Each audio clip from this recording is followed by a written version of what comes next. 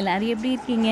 எல்லோரும் நல்லா இருக்கீங்கன்னு நம்புகிறேன். ஆக்சுவலி நான் வீடியோ போட்டு வந்து பார்த்திங்கன்னா ரொம்ப நாள் ஆகிட்டு கொஞ்சம் என்னோட ஹெல்த் இஷ்யூஸ் காரணமாக வந்து என்னால் வீடியோ வந்து ரெக்கார்ட் பண்ண முடியல. ஆனால் இதுக்கப்புறமா உங்களுக்கு ரெகுலராக வீடியோஸ் வந்துடும். மறக்காமல் நம்ம யூடியூப் சேனல் சப்ஸ்கிரைப் பண்ணிக்கோங்க, லிங்க் பயோவில் இருக்குது. அண்ட் இன்ஸ்டாகிராம் அக்கௌண்ட்டை ஃபாலோ பண்ணிக்கோங்க.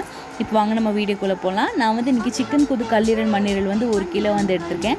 அது வந்து மஞ்சள் பொடி போட்டு நல்லா வாஷ் பண்ணி வச்சுக்கோங்க. கூட வந்து பார்த்திங்கன்னா 10 ரூபா packet Aachi chicken masala, 2 teaspoon chilli powder, 2 teaspoon தனியாத்தூள், 6 டீஸ்பூன் மஞ்சள் பொடி சேர்த்துட்டு எல்லாமே நீங்கள் நல்லா விரவிட்டு ஒரு 10 நிமிஷம் மூடி போட்டு நீங்கள் வந்து மேரினேஷன் காண்டி வந்து வச்சுருங்க. அதுக்கப்புறமா 5 பெரிய உள்ளியும் 4 மீடியம் சைஸ் தக்காளி வந்து நல்லா இந்த மாதிரி பொடிச்சா வந்து நறுக்கி வச்சுக்கோங்க. பிரியாணி ஸ்பைசஸ் வந்து பார்த்திங்கன்னா 3 பிரியாணி இலை, 3 கிராம்பு, 3 பட்டை, கல்பாசி, சோம்பு வந்து எடுத்துக்கோங்க. ஒரு குக்கரில் 6 டீஸ்பூன் எண்ணெய் ஆட் பண்ணிட்டு எடுத்து வச்சுக்கிற பிரியாணி ஸ்பைசஸை ஆட் பண்ணிவிட்டு வெட்டி வச்சுக்கிற உள்ளியும் நல்ல ஃப்ரெஷ்ஷான கருவேப்பிலை ஆட் பண்ணிட்டு கோல்டன் ப்ரௌன் ஆகிறதுக்கு வந்து வசக்கி எடுத்துக்கோங்க.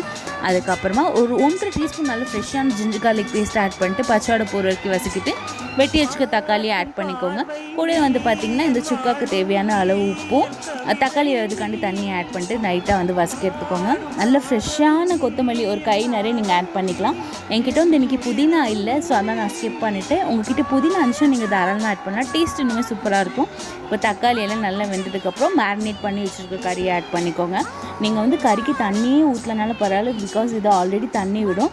உங்களுக்கு சுக்கா டைப் தேவைப்பட்டுச்சுன்னா 1 கிளாஸ்க்கு கம்மியாக வந்து ஊற்றிக்கோங்க. கிரேவி டைப் தேவைப்பட்டுச்சுன்னா நீங்கள் 1 கிளாஸ் வந்து ஊற்றிக்கலாம். நான் இன்றைக்கி சுக்கா டைப் தான் பண்ணியிருக்கேன். அவ்வளோதான். விசில் போட்டு ஒரு 10 விசில் நீங்கள் போட்டு இறக்கி எடுத்தீங்க அப்படின்னா டேஸ்ட் அவ்வளோ சூப்பராக இருக்கும். நீங்கள் இதுக்கு மட்டன் தான் பண்ணியிருப்பீங்க, சிக்கனில் ஒரு வாட்டி செஞ்சு பாருங்கள், டேஸ்ட் சூப்பராக இருக்கும். கண்டிப்பாக ட்ரை பண்ணி பாருங்கள். To try.